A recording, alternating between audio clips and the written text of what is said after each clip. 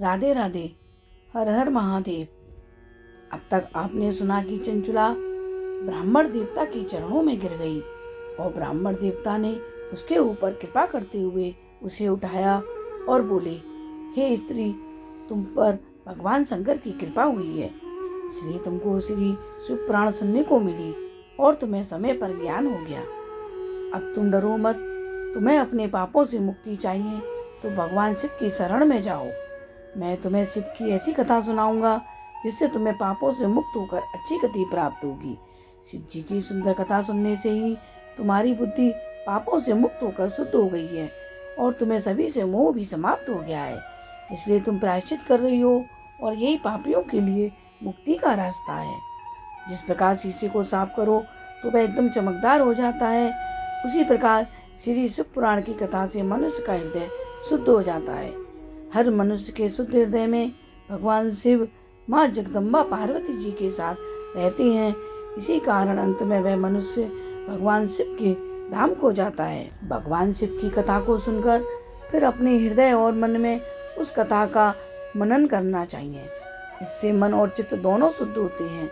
मन शुद्ध होने से भगवान शिव के दोनों पुत्र ज्ञान और वैराग्य के साथ उनकी भक्ति अवश्य मिलती है और उनके बाद शिव की कृपा से एक दिव्य मुक्ति प्राप्त होती है। जो मनुष्य संसार में रहकर माया में पड़ा हुआ है वह पशु के समान है और संसार के बंधन से मुक्त नहीं हो पाता। इसलिए हे ब्राह्मण पत्नी, तुम सब कुछ छोड़कर अपने मन को भक्ति भाव से भगवान शंकर की इस अत्यंत पवित्र कथा को सुनो।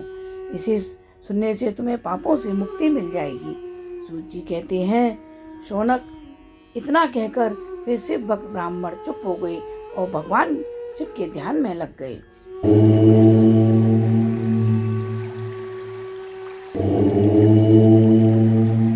इन बातों को सुनकर चंचुला मन ही मन खुश हो गई और उन ब्राह्मण के चरणों में गिरकर हाथ जोड़कर बोली, मैं अब खुश हूँ क्योंकि मुझे अब अपने पापों से मुक्ति मिल जाएगी।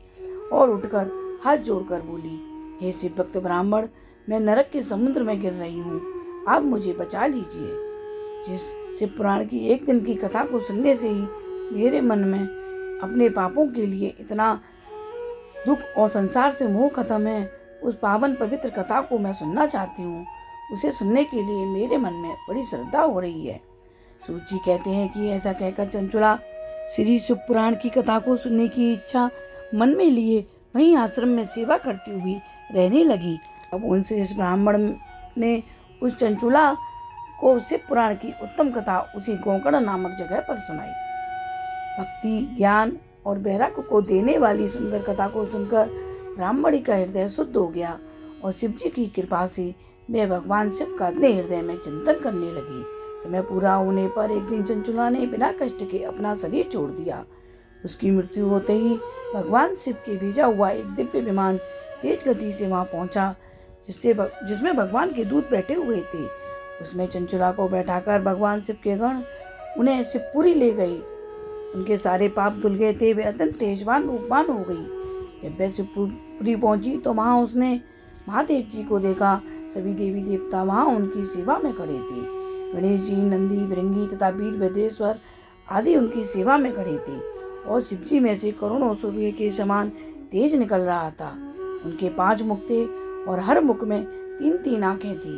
माथे पर आधा चंद्रमा शोभा दे रहा था और उनके बाएं तरफ माता गौरी बैठी थी, जो कि एक तो तेज रोशनी जैसी दिख रही थी। इस तरह भगवान शंकर के दर्शन करके वह ब्राह्मणी चंचुला बहुत खुश हुई और बार बार भगवान को नमस्कार करने लगी और फिर हाथ जोड़कर खड़ी हो गई। उसके आंखों से बार बार आंसुओं की धारा बह रही थी। माता पार्वती और भगवान शंकर ने उसे दया भाव और प्रेम से अपने पास बुलाया और दया तथा प्रेम की नजर से उसे देखने लगे। माता पार्वती जी ने उस दिव्य रूप रखे हुए बिंदुका की पत्नी चंचुला को अपनी सखी बना लिया। उस सनातन धाम में रहने पर चंचुला अत्यंत सुख का अनुभव करने लगी। शिव पुराण के 5वें एपिसोड को सुनने के लिए मेरे चैनल को सब्सक्राइब करें। जल्दी ही मेरे चैनल पर इसका 5वां एपिसोड अपलोड किया जाएगा। तब तक के लिए राधे राधे।